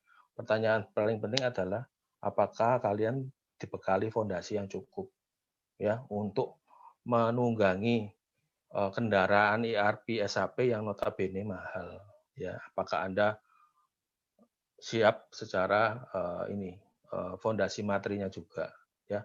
Jadi di Odoo ini saya rasa sudah cukup pas ya dengan kapasitas mahasiswa yang baru belajar ya. Jadi bekal ini bukan Anda nanti mandek di Odoo, enggak. Jadi ini langkah awal kalian mengenal produk ERP yang lebih kompleks lagi, lebih mahal lagi.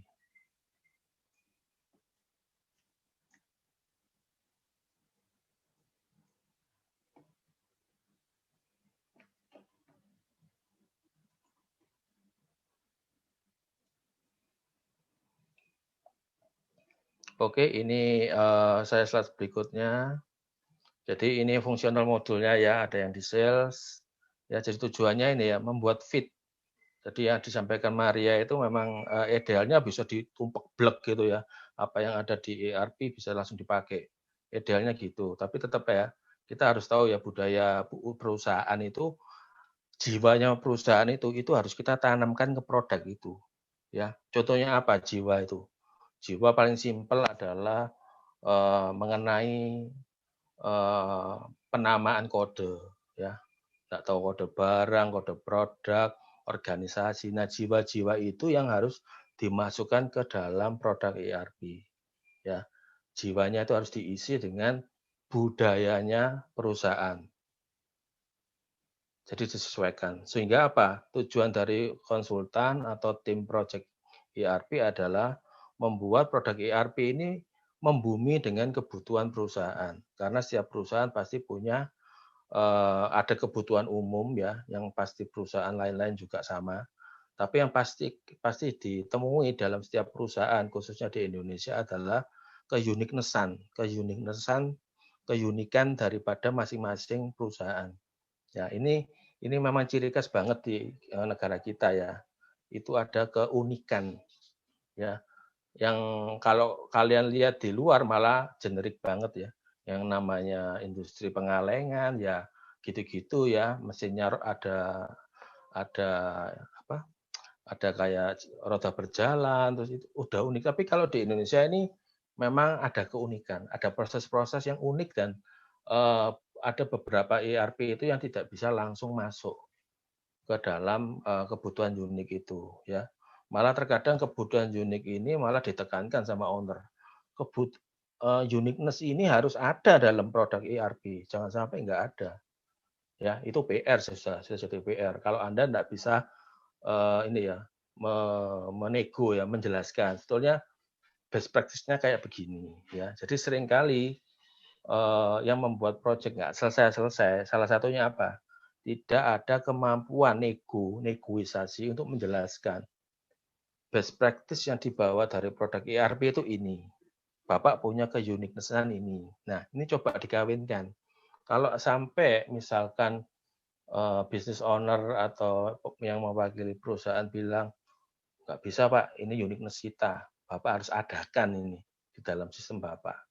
Nah, ini jadi PR Anda akan bertambah ya. Jadi sebisa mungkin memang ada workaround ya atau cara-cara yang lebih sistematis supaya uniqueness ini tetap bisa dirangkul tanpa mengubah program ERP-nya. Ya, seperti itu.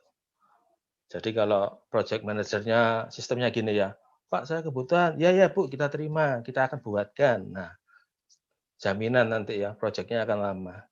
Ya, jadi karena apa? Setiap ada kebutuhan diterima tanpa tanpa ada negosiasi atau di challenge atau diberikan opsi-opsi best practice yang memang sudah ada, tapi ya nggak mirip 100% dengan uniqueness dari perusahaan.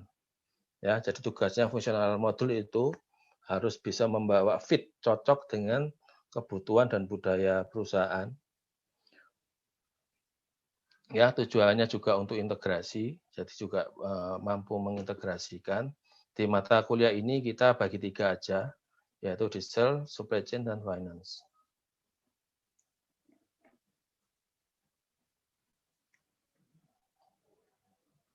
Nah, ini juga hampir sama ya. Yang existing platform sudah saya jelaskan sekilas. Jadi data-data lama mau diapain ya? Nah, ini yang jadi pertanyaan. Bagaimana transformasinya ke program baru, konversinya dan sebagainya.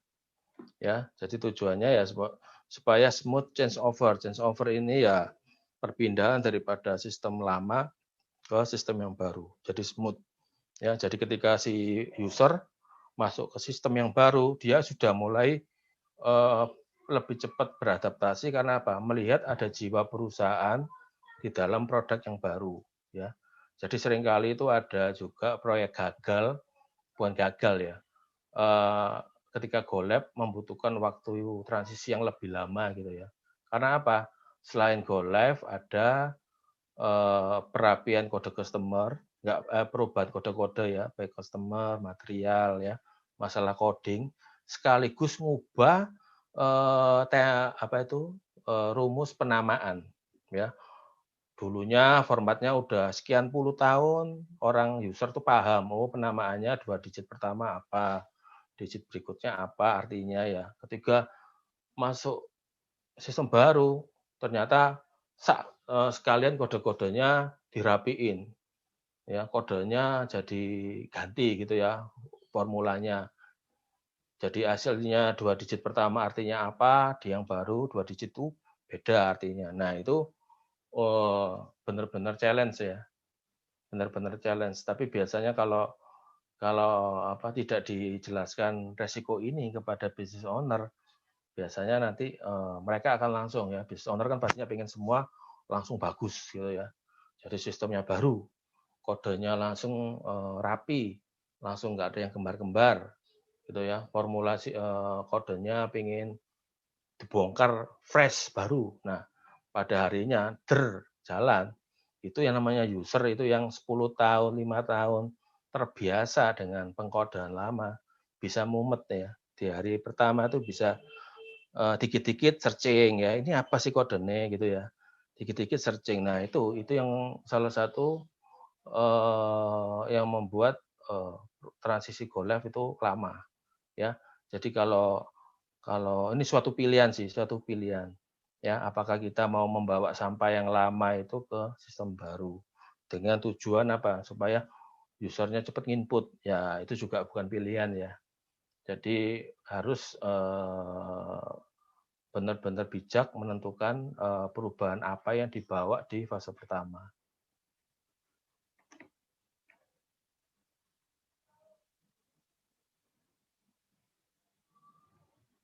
Oke, saya cepat aja, saya cepatkan.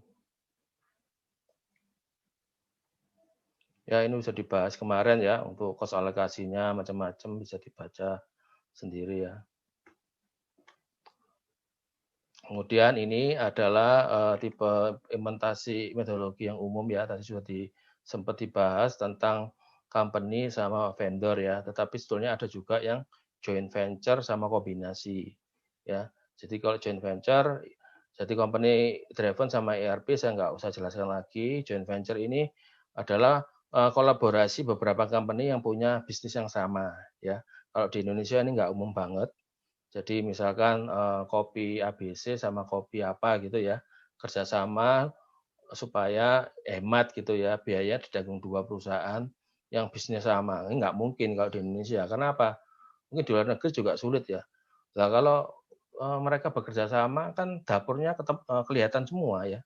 Dapur cara bikinnya, resepnya, nah kan nggak mungkin. Jadi joint venture ini nyaris tidak bisa terjadi untuk perusahaan sejenis di grup yang berbeda ya, di holding company yang berbeda. Mungkin kalau dalam grup yang sama ya, misalkan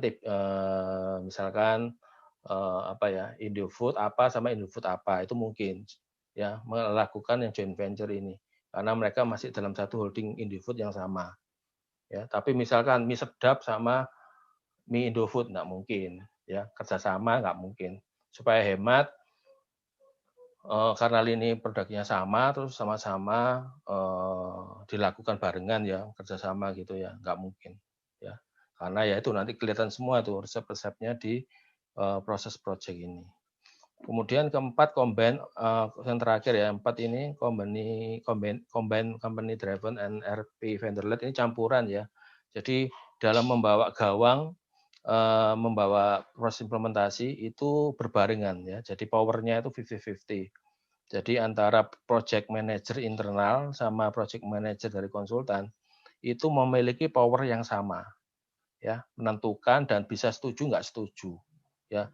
Jadi yang biasanya ERP vendor led ini biasanya dimulai dari perusahaan yang IT-nya terbatas ya dan belum pernah merasakan pengalaman implementasi ya. Pada suatu titik ternyata mereka harus berubah produk ERP baru ya karena di existing itu sudah ada expert pengalaman juga. Nah, mereka beralih ke tipe ini ya. Jadi ada project manager juga di level internal yang memiliki power yang sama dengan project manager dari konsultan. Nah, seperti itu ya.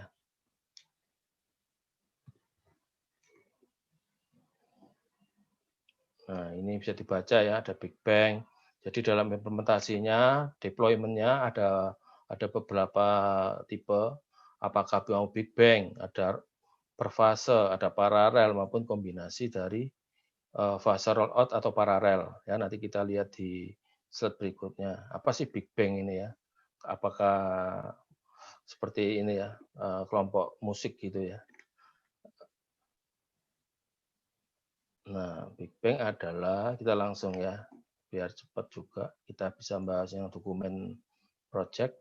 Nah, ini Big Bang. Big Bang itu paling gampang ya, pokoknya tiba-tiba proyek dibentuk untuk mengubah entire system ya pada satu kesempatan gitu ya, semua diganti dus gitu ya, misalkan ERP diganti kemudian semua cabang diganti dengan ERP yang sama, nah itu Big Bang namanya. Jadi memang dampaknya itu seperti kata-katanya Big Bang, besar dan bang gitu ya, sekali dalam satu saat. Jadi yang tidak ada yang namanya live bergantian, nggak ada. Live-nya serentak ya. Jadi strategi definisinya adalah implement ya, semua fungsional dan semua ini ya pada suatu waktu yang sama ya. Kemudian kita lihat risikonya. Ya, risikonya itu high ya. Gampang gagalnya kalau pakai pendekatan ini. Ya, seringkali nggak jalan proyek kayak gini ini.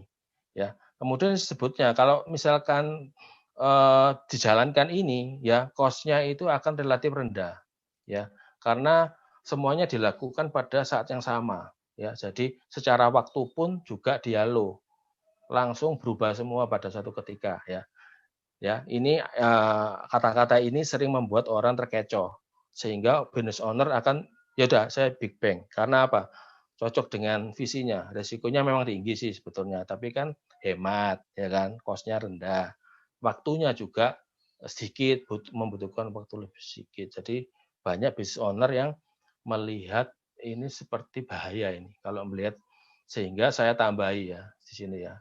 Menurut saya ini memang benar, cost-nya akan lebih murah, waktu lebih singkat. Tapi jika apa? Jika memang implementasinya berhasil, ya, jika berhasil, Ya, jadi supaya lihat data ini itu tidak lihat dari sudut pandang satu sisi ya.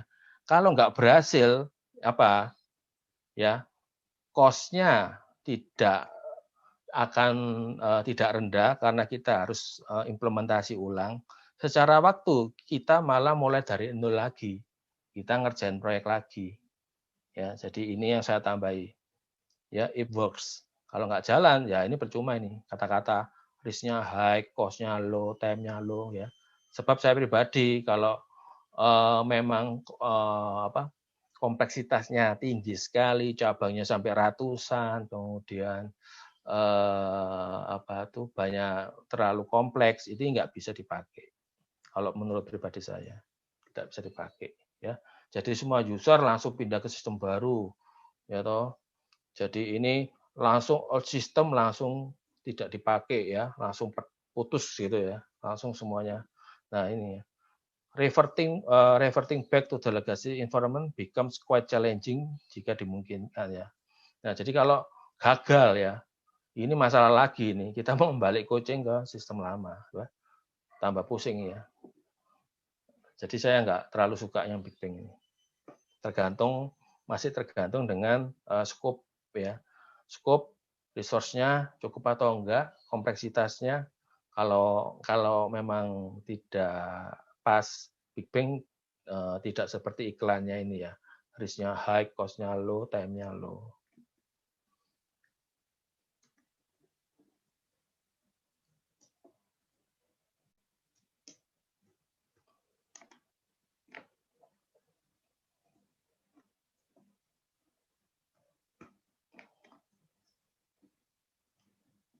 Oke, mini Big Bang ya hampir sama, tapi hanya ini ya. Sebetulnya dia sih hampir sama dengan fase ya. Jadi Big Bang ada unsur ketersemuaan, keseluruhan, tapi dibagi per divisi ya. Jadi semua cabang, misalkan divisi per divisi, misalkan mini Big Bang Sales, misalnya gitu ya. Jadi program sales di semua cabang diganti dengan sistem yang baru, sedangkan yang secara nasional diganti, tapi divisi yang lain tidak diganti. Ini kayaknya juga agak aneh kalau menurut saya ya. Bagaimana suatu ERP dipotong-potong gitu ya. Salesnya sudah ERP, yang lain tidak ERP. Wah, itu kurang pas juga ini ya. Jadi mini Big Bang ini mungkin lebih dari sisi pilihan ya. Tapi kalau saya enggak juga menggunakan ini, nggak pernah menggunakan kayak gini. Jadi ini ya dari segi contoh-contohnya aja.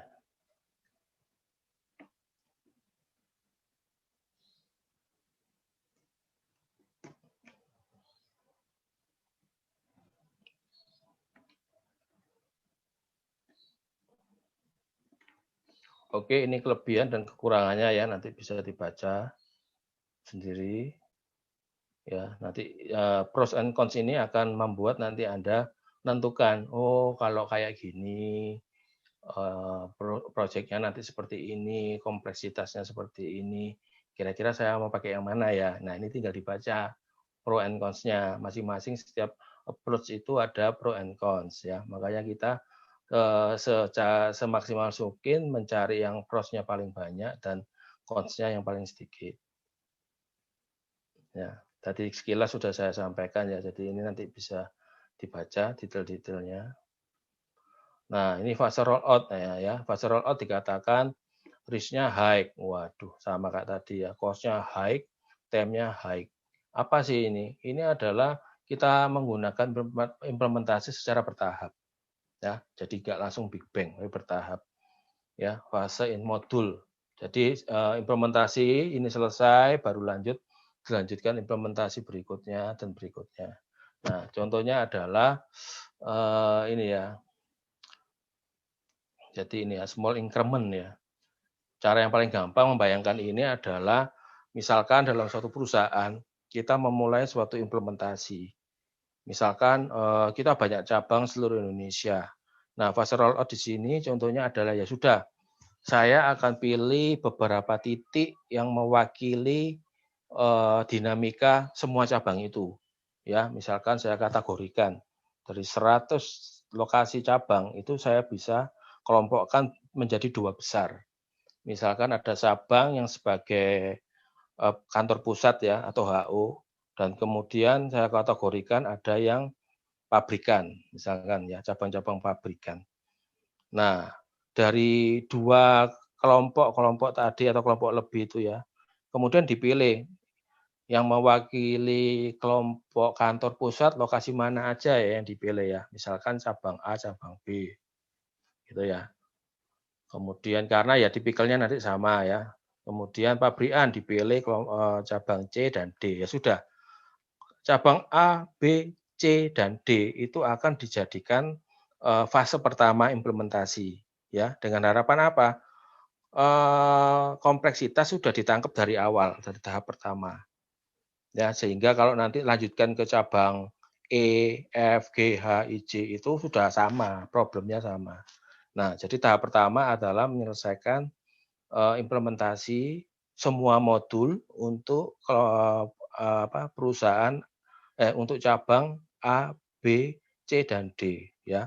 Setelah selesai itu namanya fase 1 misalkan. Lalu fase kedua baru lanjut ke perusahaan lainnya, cabang lainnya yang secara perhitungan harusnya mirip-mirip sama yang fase pertama. Ya, jadi tinggal istilahnya melanjutkan. Nah, itu fase 2 dan seterusnya. Nah, itu contoh ya, contoh dari fase rollout. Ya, cara ini paling banyak dipakai kalau yang setahu saya, paling sering dipakai karena kalau menurut saya risk-nya sih bukan high ya. Risk-nya itu sebetulnya moderate. Ya, karena kesuksesan dari implementasi itu lebih mudah dicapai ya, lebih mudah dicapai khususnya untuk perusahaan yang cabangnya banyak ya.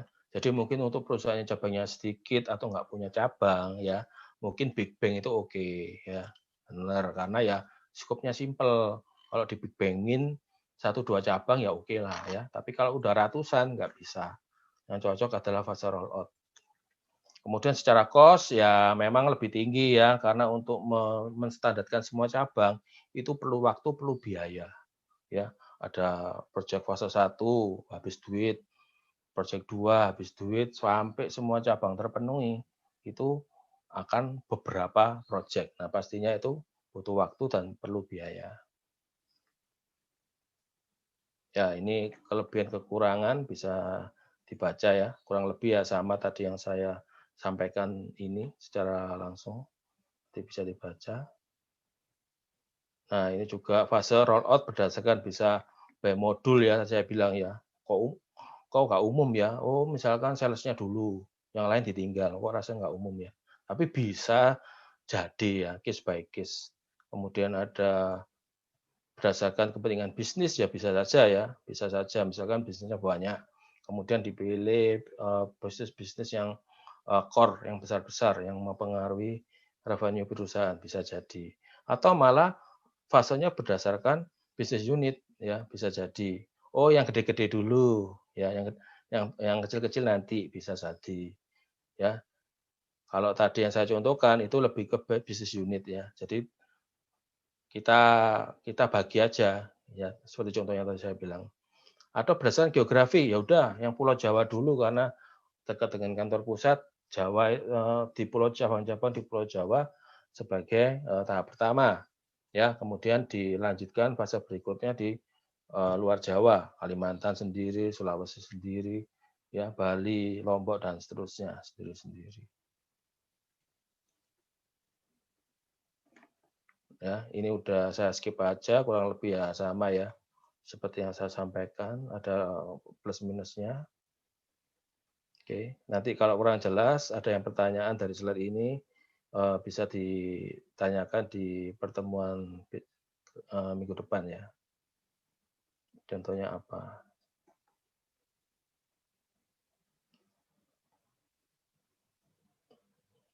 Nah, ini contohnya ya, bagi geografi yang paling challenge misalkan sampai ke beda negara ya. Jadi kalau perusahaan internasional, wah ini lebih mesti taktis lagi ya dalam menentukan deployment ya. Karena apa? dipengaruhi oleh konten lokal ya, pengaruh lokal. Jadi setiap negara punya rule-nya masing-masing. Nah, itu akan menjadi faktor penentu ya. Ya, apa ini, mau Big Bang kah atau mau per negara dulu dan sebagainya.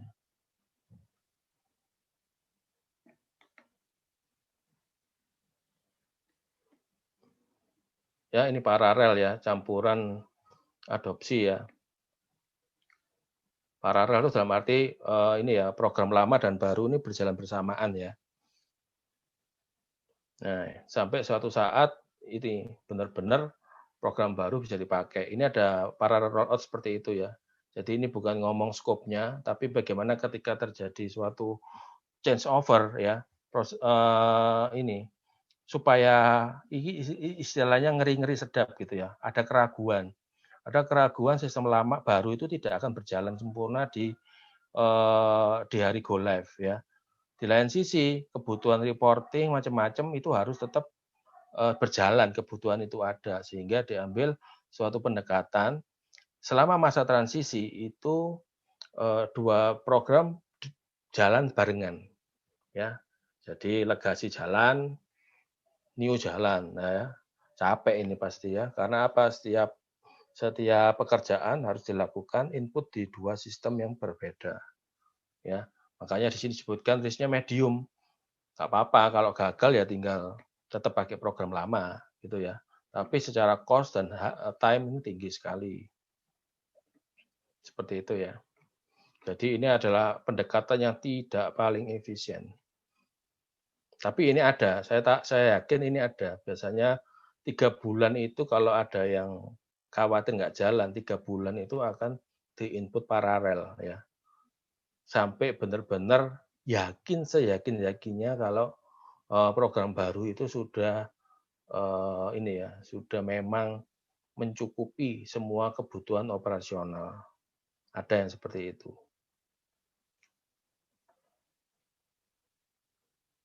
Ya, ini ya. Old system sama new system ada transisi di mana keduanya tetap dipakai.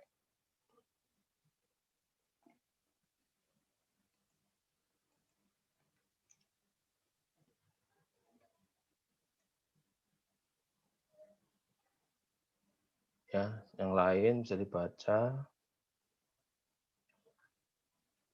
Nah, ini garis besarnya tadi ya. Ada Big Bang, ada fase, ada paralel sama hibrid. Nah, setiap ini ada level dari resikonya masing-masing. Ya, sama seperti saya bilang tadi, ini saya kasih tambahan supaya tidak membuat over promise over janji ya. Ya, kalau Big Bang tuh wah pasti jalan gitu ya. Karena kalau dilihat di sini, ini kan Big Bang paling bagus nih ya. Risknya semua kan tinggi ya. Ini sama ini ya sama-sama tinggi. Tapi ini kan benar-benar membuat orang gelap mata ya. Cost-nya rendah, waktunya rendah. Wah, luar biasa ya.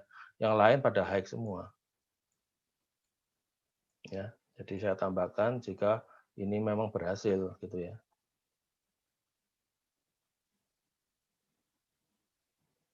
Nah, ini adalah beberapa data tentang ini ya, kondisi ya.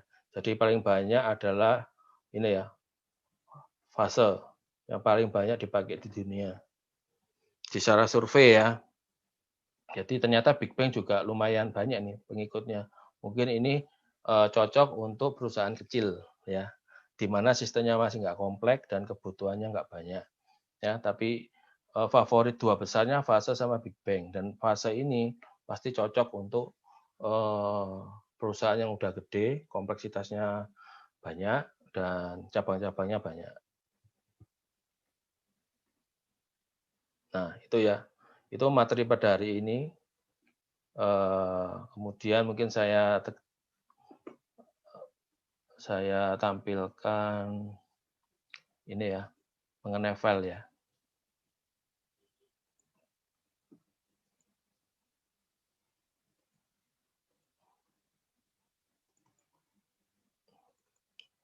Nanti akan saya pasang ini di ULS ya, blueprint-nya masing-masing supaya dipilih sesuai kelompok ya.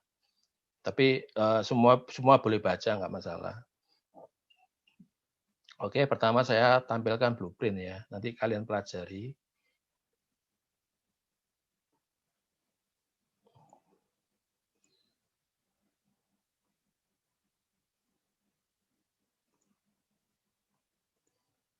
Oke, apa kelihatan ya? Folder ada ini, ada file-file PDF. Kelihatan, Pak.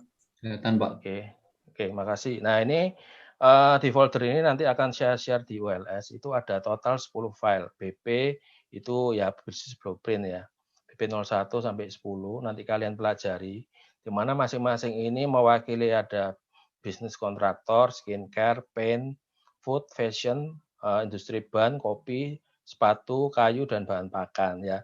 Tentunya ini akan menjadi model dasar Anda untuk belajar mengenai spesifik bisnisnya ya. Dan perlu dicatat, saya buka ini apakah kelihatan ya? Kelihatan nggak PDF saya? Konten PDF-nya kelihatan? Belum kelihatan ya?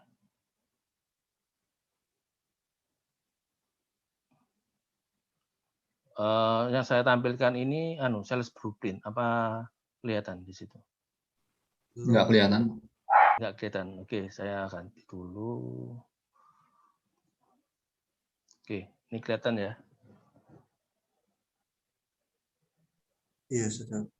Ya, nah ini ada dokumen blueprint dari sales sampai dengan finance ya. Tentunya ini hasil karya teman-teman Anda sebelumnya di ERP dan ini saya hidden ya beberapa informasi karena ini beberapa ada yang hasil dari interview ya dari perusahaan. Jadi ini konfidensial sebetulnya. Ya, konfidensial karena di sini ada beberapa informasi yang mungkin menurut perusahaan mereka konfidensial. Jadi ini dibagi untuk tidak di-share-kan kemana-mana ya, tapi untuk memang bertujuan untuk belajar ya. Di sini ada informasi nanti dibaca bagaimana sih mereka jualan, organisasinya mereka seperti apa, kebutuhannya sistemnya seperti apa, nanti Anda baca masing-masing kelompok. Ya. Jadi ini saya tunjukkan aja, dibaca-baca dulu, nanti bisa di komen di minggu depan kalau ada pertanyaan. Nah, itu pertama. Kedua adalah mengenai project charter yang harus dikerjakan ya. Setelah Anda tahu bisnis blueprint yang dipilih sesuai kelompok ya, misalkan kelompok 1 tadi ya, kelompok 1 tadi milihnya dipilihkan kontraktor ya. Nah, untuk nama PT Anda bebas mau dikasih nama PT yang baru apa ya, nama fiktif boleh. Saya share yang project charter. Nah, nanti Anda pelajari ya dokumen ini ya, project charter. Sudah nampak project charternya? Sudah, Pak.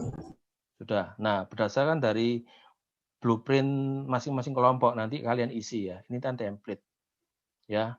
Jadi project title-nya apa ya? Anggap aja steering committee-nya itu siapa ya. Fiktif juga nggak masalah ya. Yang pasti nggak fiktif adalah mengenai ini ya. Project manajernya siapa, kemudian project team members-nya siapa. Ini nggak fiktif. Ini adalah teman-teman Anda dan project manager masing-masing tim. Ya, yang lain memang kalau memang nggak ada bisa fiktif. Nah, di sini nanti dibaca. Kira-kira kenapa sih kok perlu ERP, background-nya apa sih project ini? Anda tuliskan sesuai dengan informasi yang ada di dalam PDF tadi. Kira-kira informasi apa yang bisa digali ya sebagai pemicu project charter ini. Kenapa kok sampai menggunakan akhirnya diadakan project implementasi ya, tujuannya apa? Ya nanti Anda bisa belajar dari contoh ini. Ya, kemudian skopnya ya, tahapan pertama ngapain, kedua, tiga dan ngapain ini bisa Anda sesuaikan ya dengan Microsoft Project yang nanti saya tampilkan sebentar lagi. Nah, seperti ini ya, deliverables-nya apa? Ya, macam-macam ini Anda lihat, Anda pelajari. Jadi mungkin karena saya sebetulnya ini kan tidak mengharapkan Anda kerja itu hasilnya biasa-biasa. Ya, kalau memang dirasa untuk project charter ini perlu waktu lebih lama, ya, saya enggak ada masalah untuk diundur sampai 2 minggu, enggak ada masalah, ya. Tujuan saya bukan hanya hasilnya cepat seminggu terus isinya kok kayak gini gitu ya. Nah, untuk project charter ini kan cukup panjang, ya. Jadi Anda bisa menggunakan kolaborasi tools yang ada, dikerjain rame-rame ya. Nah, untuk 2 minggu pun saya nggak masalah ya dikerjakan 2 minggu karena Anda harus baca PDF dulu juga. Asal ya itu tadi isinya jangan biasa ya, jangan sama dengan hasil kerja 1 minggu. Karena ini adalah untuk pengalaman Anda merasakan bagaimana Anda kerja dalam proyek. Ya, jadi dinikmati, jangan asal waduh pokoknya ngumpulno gitu ya. Sedangkan intinya pekerjaan di sini adalah Anda punya pengalaman, punya suasana proyek itu ya kayak gini gitu ya. Bukan mengejar nilainya, sekedar mengejar nilai cepet-cepetan ngumpul terus hasilnya biasa. Tapi adalah ada ini ya, ada pemahaman beneran. Ini ya kerjaannya ya kayak gini nih, gitu ya. Jadi saya lihat project charter ini mungkin saya kasih 2 minggu ya, sama project MPP nanti ya 2 minggu. Harapan saya pekerjaan ini benar-benar bisa dirasakan gitu ya. Gitu ya teman-teman kuliah SI ya. Untuk tugas 2 ini saya kasih waktu 2 minggu ya. Kemudian ketiga adalah mengenai Microsoft Project-nya ya. Ntar saya sharing dulu. Untuk project-nya seperti ini. Bisa tampil di layar. Bisa kelihatan teman-teman? Bisa. Bisa ya. Nah ini ada file juga nanti akan diberikan. Anda atur ya waktunya proses ini, bahwa ini adalah kendali dari project manager. Anda harus bisa ngatur-ngatur kapan harus mempercepat, kapan harus nambah resource dan sebagainya. Ini adalah contoh ya yang sudah saya bikin generik ya dengan waktu pun juga hampir sama tahun 2021 Januari ya startnya ya preimplementasi. Jadi ini ya mohon dipengerti ya. Fase preimplementasi itu memang harus sebelum waktu kita kuliah ya. Fase preimplementasi ini adalah ketika suatu konsultan itu mengadakan pendekatan negosiasi ke customer ya. Jadi ini Anda nggak perlu terlalu ini ya, saya blok ya. Nggak terlalu banyak di otak-atik aja ya. Anda mulai fokus di 13 yaitu fase implementasi. Dianggap posisi kita ini sudah enggak ngomong pre-sales ya. Tidak ngomong bagaimana kita menjual produk ERP enggak. Kita anggap aja kita udah punya klien ya, perusahaannya sesuai PDF tadi. Kita langsung kerja ya. Kita mulai dari project kick off di sini. Ya, ini saya bikin tanggal 9 Februari ya, hampir mirip-mirip kan. Nah, tinggal Anda atur tanggal-tanggalnya situ diatur seirama dengan pekerjaan yang Anda lakukan minggu demi minggu. Boleh diedit, boleh ditambah sesuai dengan kebutuhan, diimprovisasi boleh. Jadi paham ya? Anda fokus mulai langkah ke-13 ini. Fase implementasi. Nah, di sini silakan diatur. Ya, fase implementasi sampai pada finishing terakhir adalah di fase go live ya. Jadi pos implementasi ini sudah di luar mata kuliah ini ya karena waktunya kan terbatas.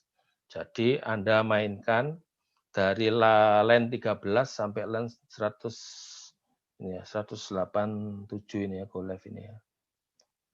Ya, sampai ini ya, sampai kira-kira di 193 berarti. 192. Oke, dari sini ada pertanyaan dari teman-teman. Ini filenya udah saya munculin semua ya. Baik contoh blueprint-nya, kemudian contoh project charter-nya, kemudian contoh file project-nya. Nah, silakan kalau ada pertanyaan. Pak, untuk yang file ini yang diganti itu cuma start sama finishnya itu aja, apa gimana?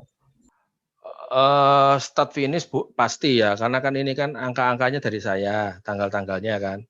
Padahal dari realitanya kan pasti beda ya. Realita masing-masing kelompok ini loh. Ya kan, pasti beda kan. Tanggalnya sekian sampai sekian beda. Nah, tanggalnya bisa dirubah ya. Kemudian item pekerjaannya boleh juga ditambah atau dikurang. Boleh. Kelihatan ya item pekerjaannya ya. Misalkan. Oh iya. Tapi serasa saya mungkin ditambah sih, bukan dikurang ya tepatnya ya. Misalkan kita ngomong ini ya, tahapan analisis ya.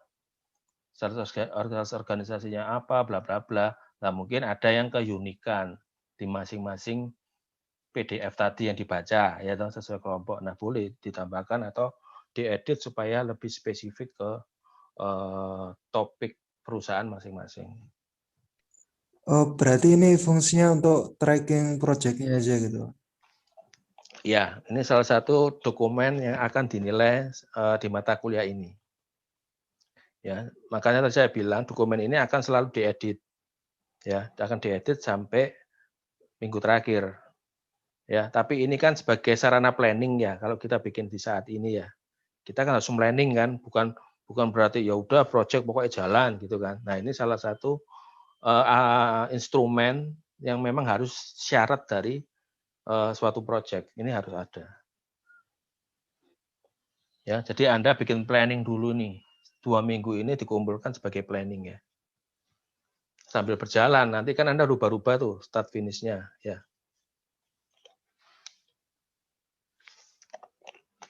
Oke, apa paham?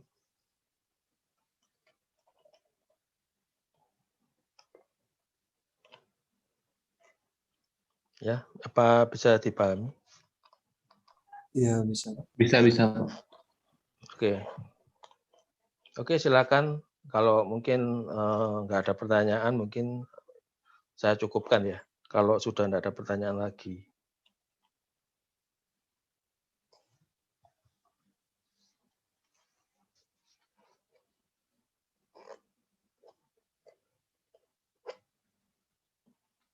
Untuk Odo apa ada kesulitan? Memang belum waktunya banyak bermain di Odo ya Mas Ian ya. Tapi kan setiap kelompok kemarin sudah didaftarkan ya sesuai anggota kelompok masing-masing di database-nya masing-masing ya. Semuanya sudah akses, sudah masuk. Ada yang Sudah. belum? Sudah, Pak. Jadi di situ di aplikasinya nggak usah diinstal modul baru ya. Jadi kan dimungkinkan kan Anda menambahi add-on baru gitu ya. Menurut saya nggak usah diotak-atik yang modulnya. Jadi memang kita batasi supaya seragam. Modulnya itu sudah diinstalkan ya. Jadi tinggal dipakai aja, nggak usah ditambahi aplikasi add-on baru-baru ya. Misalkan CRM, nggak usah ya, kita nggak membahas CRM.